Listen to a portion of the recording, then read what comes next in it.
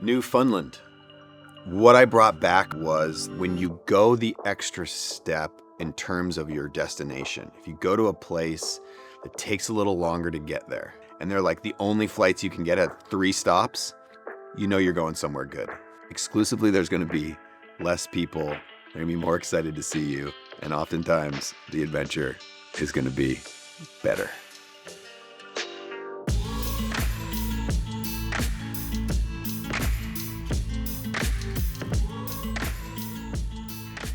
There's like 2 schools of thought with this next season of Dirt. It's like, one, go to a big city and unlock new things, like new layers in the city that people might not know. That's like the discovery element. Or it's like, go to faraway places that are pretty untracked. This is really one of those sort of like discovery, untracked places. So I got a phone call from Kate, and that's oftentimes how the episodes start. In this instance, Kate said, you got to order this book by this chef, Jeremy. She almost wouldn't tell me anything else. She's like, just order the book and we can talk about it. This book shows up and I opened it randomly to the middle, and it was one of the most beautiful preparations of food I'd ever seen in my entire life. It was such a ode to a place, and I was so inspired by that cookbook, and I got really excited. So I think this episode, more than ever, is the most sort of chef-driven episode. And I got it immediately. It was like, we have to go and meet with this guy and see how he's doing this and where these foods are coming from and where these preparation methods come from. I was introduced to Jeremy Charles through Dean Petty, another friend of the brand, and we got to talking, and Jeremy was sort of like, well, the time to come is harvest season in the fall. We've never really successfully shot in the fall. I was really excited about that. I pulled my team together the last minute to capture this story of harvest season in Newfoundland. When I think of Canada, especially on the middle of Canada and to the east of Canada, I sort of think of sort of flat. And then when you Google image search it, the first things you see are these like spires and these huge cliffs and all of this incredible geographic beauty. But then when you dig into Newfoundland, you find out about the history of this place as it refers to mostly what brought people there. Cod is like the reason why Newfoundland's even on the map. People came to Newfoundland in search of cod. You weren't supposed to stay in Newfoundland through the winters because they were so harsh, but people sort of escaped wherever they were from and just started staying there and like hiding in the hills. And then that's how the ports were established.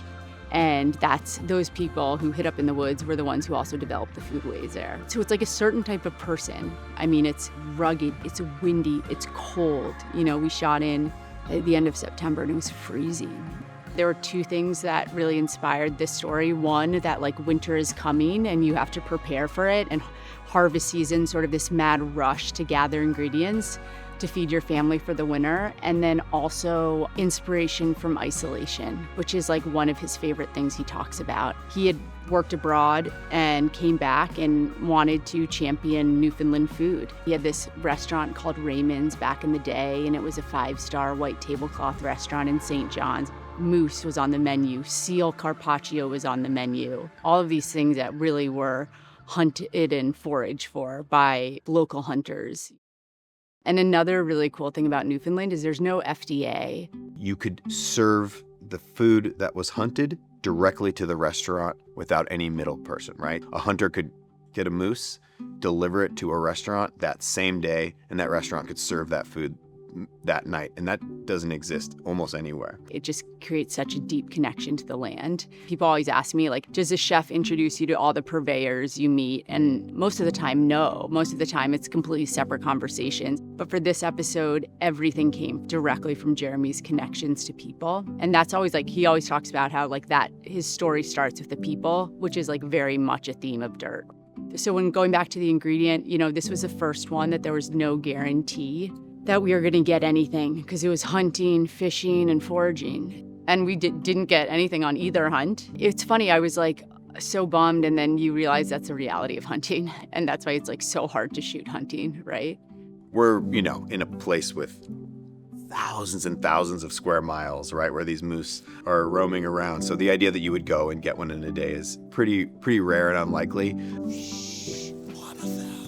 But we quickly realized that it's, yes, of course, it would be great to harvest a moose, but it was more about the experience of wandering in this beautiful place, hearing stories and talking to people who have this incredible connection to this place, and that became more interesting than the harvesting of the animal. The bigger story was like we had a bottle up, which is like another Newfoundland tradition, right? We had bottled seal, and Jeremy cooked like a feast. It was a little intense visually, but flavor-wise, to be fair, it was being cooked by one of the great chefs of our time, so that was really helpful. And, they have these shed parties before and after hunts and canning parties, and there's always someone like playing music. And I think the crew quickly realized like, oh, this is a story. It also speaks just to like the team and how flexible they are, and how like on set, we're just always able to like extract stories or pivot and be like, okay, like we're gonna script this differently. What I loved about the foraging piece of this is we were with an incredible guy who is similarly very connected to the land, but in a different way. And so this guy knew every tree and every bush and every little patch of mushrooms and had this great visual understanding of this landscape. And so we just followed him around. There's the old saying that all the mushroom pickers say every mushroom's edible once, There's a really beautiful moment, like Jeremy introduced us to at the last minute. We walked in with cameras. He didn't know I was bringing cameras. He thought I was just getting beeswax from him. And he was like, what are you doing? It's like we're at the end of the world in Newfoundland. And he ended up being amazing. And, he had this beautiful soundbite where he had come to this place called Bona Vista, which is this beautiful tip on Trinity Bay. And he had arrived in a van 30 years ago, and he had built this whole life for himself.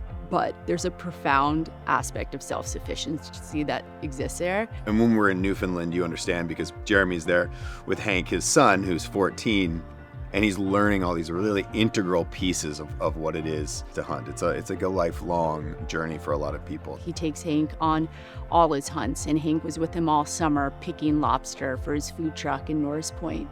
I think he is really trying to bring back people to these traditional foodways, and he romanticizes this idea of self-sufficiency.